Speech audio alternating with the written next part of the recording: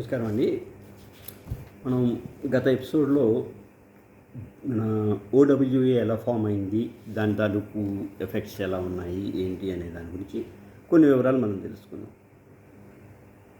నాకు తెలిసి ఇంచుమించు ఒక 4 టర్మ్లు అయినట్టుంది. అంటే 4 ఈసీ టీములు మనకి మేనేజ్ చేయడం అనేది జరిగింది ఇంతవరకు. మొదటి నుంచి ఇంచుమించు 2018 ఆ టైం నుంచి మొదలు పెట్టుకుంటే, అంత ముందర అన్అఫిషియల్గా అంటే ఇంకా మనకి బైలాస్ అవి అప్రూవ్ అయ్యి రిజిస్ట్రేషన్ అయ్యేదాకా అప్పటి నుంచి మనం లెక్క పెట్టుకుంటే ఇంచుమించు ఒక 4 టర్మ్లు అయినట్టుంది. సో ఈ 4 టర్మ్లు ఎలా జరిగింది ఏంటి అనే దాని గురించి ఒక చిన్న మనం ఇది పెట్టుకుందాం. దానికన్నా ముందుగా నేను ఎంచుకున్నటువంటి ముఖ్యమైనటువంటి, ఎందుకంటే మనకి అతి త్వరలో జీబీఎం అనేది రాబోతుంది, అందుకని జీబీఎం గురించి ముందుగా నేను మాట్లాడదలుచుకున్నాను. So let us come to GBM. Okay, మనకి కాలనీలో మొదటి నుంచి ఉంటున్న వాళ్ళకి అనుభవమే బాగా. జీబీఎం అనేది ఎంత దారుణంగా జరుగుతుందో, ఎలా జరగకూడదు అనే దానికి బెస్ట్ ఎగ్జాంపుల్ మన కాలనీ చెప్పుకోవచ్చు. అంటే అక్కడ ఎవరి మాట వినరు. ఒక రకంగా చెప్పాలంటే చేపల బజారు. ఒక కంట్రోల్ లేదు, ఒక ఎజెండా పాయింట్ మీద స్టిక్ ఆన్ అయ్యి దాని మీద డిస్కస్ చేయడం, అందరూ ఒక యునానిమస్గా ఒక డెసిషన్ తీసుకోవడం, లేకపోతే మెజారిటీతో ఒక డెసిషన్ తీసుకోవడం, సమస్య ఏంటి, దానికి పాసిబుల్ పరిష్కారాలు ఏంటి అనే దాని మీద డిస్కషన్ కన్నా ఒక్కొక్కళ్ళు చాటభారతాలు చెప్పుకుంటూ వాళ్ళ పాత స్మృతులు. ఇక్కడ ఏంటంటే మనకి అది ఒక్కొక్కసారి ఏంటంటే అడ్వాంటేజ్ అనుకోవచ్చు, ఒక్కొక్కసారి చాలా డిసడ్వాంటేజ్ కూడా అవుతుందండి. మనం ఏంటంటే వివిధ రకాలటువంటి గవర్నమెంట్ పొజిషన్స్లో చాలామంది పనిచేస్తూను రిటైర్మెంట్ అయిపోయే ఉంటూ ఉంటారు. అవేంటంటే ఏదో అంటారు చూడండి, చింత చచ్చినది పులుపు చావదు అంటారు చూడండి. వాళ్ళ యొక్క ఆఫీస్ యొక్క హోదాలని తీసుకొచ్చేసి ఇక్కడ జీబీఎంలో వాటిలో చూపిస్తూ ఉంటారు అన్నమాట. అరే, జీబీఎం దగ్గరికి వచ్చేసరికి you are just a owner, that's it, behave like a owner, అంతే. అంతకుమించి మీరు మీ యొక్క ప్రజ్ఞాపాఠవాలు ప్రదర్శించాల్సిన అవసరం లేదు. దానికి మీకు ఎటువంటి మెడల్స్ రావు, ఎటువంటి బహుమానాలు రావు. మీ యొక్క వ్యక్తిగత హోదాలన్నింటినీ పక్కన పెట్టి, అలాగే ఈగోస్ని కూడా పక్కన పెడితే జీబీఎం అనేది చాలా మంచి రిజల్ట్స్ ఇచ్చేటువంటిది. మనకి ఇన్ని జీబీఎంలు అయ్యాయి. మొదట్లో చూసుకుంటే ఆల్మోస్ట్ ఒక సందర్భంలో ఒక సభ్యుడు ఎవరో కనికి ఆయన్ని ఒక పెద్ద మనిషిని కొరకడానికి కూడా వచ్చేసాడు, దెబ్బలాడి మీద పడి ఏదో కుక్కలా కరవడానికి వచ్చేసాడు అన్నమాట. అంత దారుణమైన పొజిషన్స్ మనం చూసామండి జీబీఎం అంటే. ఇప్పటికీ కూడా కొంత ఒక వర్గం ఉన్నారండి మన దగ్గర. జీబీఎం అనగానే, జీబీఎం అనౌన్స్మెంటు, జీబీఎం నోటీసు రాగానే అదేదో కళింగి యుద్ధానికి బయలుదేరుతున్నట్టుగాను వాళ్ళు కత్తులు కటార్లు నూరుకుంటూ, అంటే కత్తులు కటార్లు అంటే ఏంటంటే వీళ్ళ దగ్గర ఉన్నటువంటి అనుమానాలు, ఈ అపోహల్ని స్ప్రెడ్ చేయడం అండ్ రకరకాల రూమర్స్ని క్రియేట్ చేయడం. ఏదో నేను క్వశ్చన్ అడుగుతున్నాను, నువ్వు ఎందుకు సమాధానం చెప్పట్లేదు అంటే ఏంటంటే ఈసీ అనేది రూలింగ్ పార్టీ, వీళ్ళందరూ అపోజిషన్కి అధికారం అంటే అడిగే హక్కు నాకుంది అన్నట్టుగా. ఏదో ఇక్కడ అధికార పార్టీ లేదండి, ఇది లేదండి, మేము జస్ట్ ఓన్లీ సర్వింగ్, అంతే. సర్వీస్ చేయడానికి ముందుకు వచ్చిన వాళ్ళు ఈసీ మెంబర్సు, మిగతా వాళ్ళందరూ మామూలుగా గౌరవ సభ్యులు అన్నమాట. అంతేగాని ఇక్కడ రూలింగ్ పార్టీను అపోజిషన్ పార్టీ అనేం లేదండి. ఈసీ అనేది ఏదో అధికారం చలాయించడానికి ఉంది, మిగతా వాళ్ళందరూ ఏంటంటే ఏదో వాళ్ళ చేత పరిపాలించబడతాము, ఇది కాదండి అసలు. అలాంటి ఆ థాటే మనకి చాలా రాంగ్ అనమాట. ఇక్కడ ఎవరో అధికార వర్గం ఎవరు లేరండి. ఏదో సోషల్ సర్వీస్ చేద్దామని ముందుకు వచ్చినటువంటి వాళ్ళని ఈసీ అంటాం, ఈసీ మెంబర్స్ అంటాం. వాళ్ళని ప్రెసిడెంటో, వైస్ ప్రెసిడెంటో, సెక్రటరీయో, జనరల్ సెక్రటరీ, జాయింట్ సెక్రటరీ, ఏదో ఒకటి. అంతేగాని వాళ్ళు రూలింగ్ పార్టీ కాదండి. ఏదో నాకు హక్కు ఉంది, నేను అడిగితే సమాధానం చెప్పట్లేదు, ఏంటండి ఇది ఏమన్నా అసెంబ్లీనా క్వశ్చన్ అవర్ రన్ చేయడానికి? మాకు వ్యాపకాలు ఉంటాయండి, 10,000 వ్యాపకాలు ఉంటాయి. ఇంకెంతసేపు ఏంటంటే ఏదో మీకు సమాధానాలు చెప్పుకుంటూ కూర్చుంటామా? మీకు సమాధానాలు చెప్పుకుంటూ కూర్చుంటామా, పనులు చేయాలండి.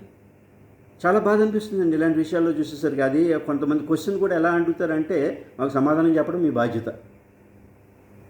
అరే, అందరం కలిసి కూర్చుని మాట్లాడుకుంటే అయిపోయేదానికి కూర్చుని మీకు ఏమైనా డౌట్ ఉందనంటే ఆఫీస్కి రండి, మీకు ఏ డౌటో మీరు అడగండి. చెప్పకపోతే అప్పుడు దాన్ని బట్టి మీరు లేవదీయండి, ప్రశ్నలు లేవదీయండి.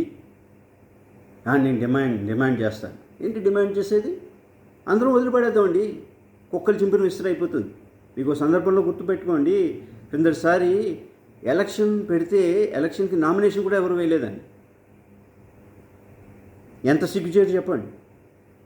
ఎలక్షన్స్కి ఎవరు రాకపోతే నా వ్యక్తిగతంగా నేను చూసుకుంటే ఆన్ ది స్పాట్ ఆ రోజు అక్కడ కూర్చున్నప్పుడు ఎవరు లేకపోతే అప్పటికప్పుడు నేను డిసైడ్ చేసుకుని నేను ఎవరో ఒకళ్ళు ఉండకపోతే ఇది చాలా ప్రమాదకరమైనటువంటి పరిస్థితులు ఏర్పడతాయనే ఉద్దేశంతో నేను ఇంకొక సభ్యుడు ఇద్దరం కలిసి అప్పటికప్పుడు డిసైడ్ చేసుకుని 5 నిమిషాల్లో డిసైడ్ చేసుకుని వచ్చినటువంటి.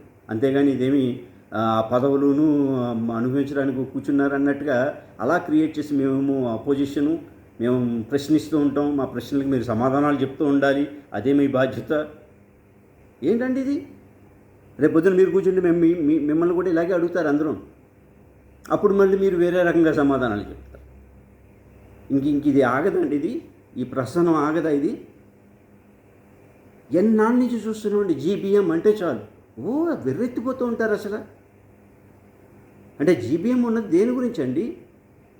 వచ్చే సంవత్సరంలో మనం చేయాల్సినటువంటి మంచి కార్యక్రమాలు ఏంటి, ఒక ప్రణాళిక వేసుకుని మన బడ్జెట్ ఎంత లోటు ఉంది, ఎంత మనం కూడగట్టుకోవాలి, ఇలాంటివన్నిటికి తీసుకుని చేయాలి. కానీ ఇప్పుడు ఈ సోకాల్డ్ ఈ క్వశ్చన్స్ అందరూ వేసేస్తుంటారండి. ఇక్కడ యాక్చువల్గా ఏంటంటే ఒక విషయం నేను చెప్పదలుచుకున్నాను.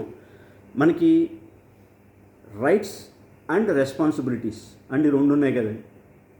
అంటే రైట్స్ అంటే హక్కులు ఉన్నాయి, బాధ్యతలు ఉన్నాయి. నువ్వు బాధ్యతను సరిగా చేయకుండా హక్కుల గురించి మాట్లాడే హక్కు అయితే నీకు లేదండి.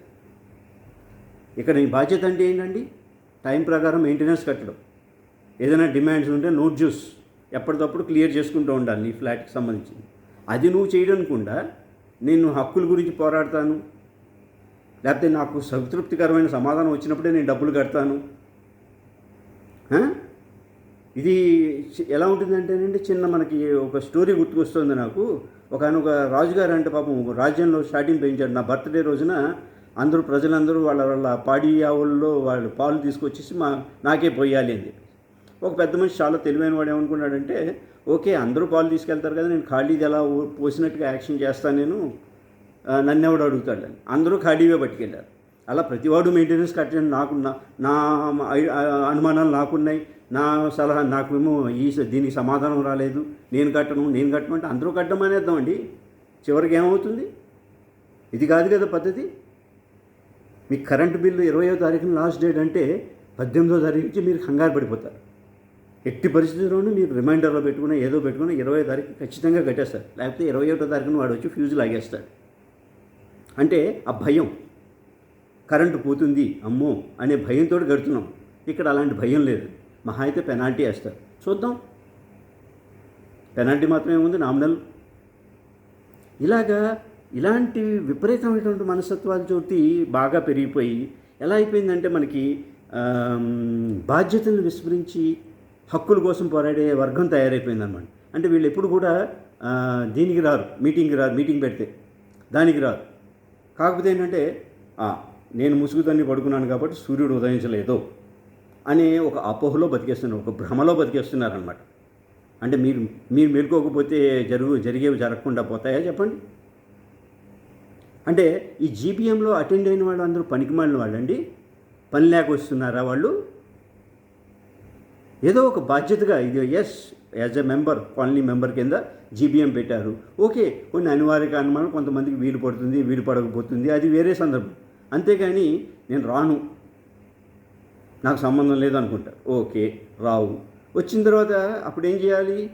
అక్కడ సభ్యులు ఏదైనా ఒక డెసిషన్ తీసుకుంటే దానికి మీరు కట్టుబడి ఉండాల్సిందే. మీరు రాలేకపోయారు కాబట్టి మీరు వచ్చి మీరు కావాలంటే మీ వర్షన్ మీరు చెప్పండి, మీరు అపోజ్ చేయండి. అక్కడ మెజారిటీ ఎలా ఉంటే అలాగే డెసిషన్ తీసుకోవాలి. మెజారిటీకి మనం కట్టుబడి ఉండాలి, అంతే. అది మన ప్రజాస్వామ్యంలో మనకు ఉన్నటువంటి ప్రాథమికమైనటువంటి రూల్. అది ఒక 100 మంది కూడా అక్కడ వచ్చారు, జీపీఎంకి వచ్చారు. 70 మంది ఒక డెసిషన్కి ఓకే అన్నారు. మిగతా 30 మందికి ఇష్టం లేకపోయినా కూడా దానికి కట్టుబడి ఉండాల్సిందేనండి. నేను అటెండ్ కాలేదు, నేను ఇంట్లో పడుకున్నాను, నేను లేనప్పుడు చూసేసి మీరు డెసిషన్ తీసేసుకున్నారు అంటే పార్లమెంట్లో తలుపులు మూసేసి తెలంగాణ ఇచ్చారండి.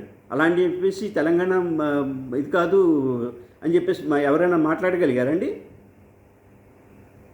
చాలా ఇదిగా నాకు ఆ మెసేజ్ చూస్తుంటే ఓన్లీ ఒక 60-70 ఏ రోజు వచ్చారండి జీబీఎంకి 100 మంది? ఎప్పుడైనా మనకి 100 మంది రావడం చూసామండి మనం? ఎందుకు రారండి? అంటే అది మీ బాధ్యత కాదా?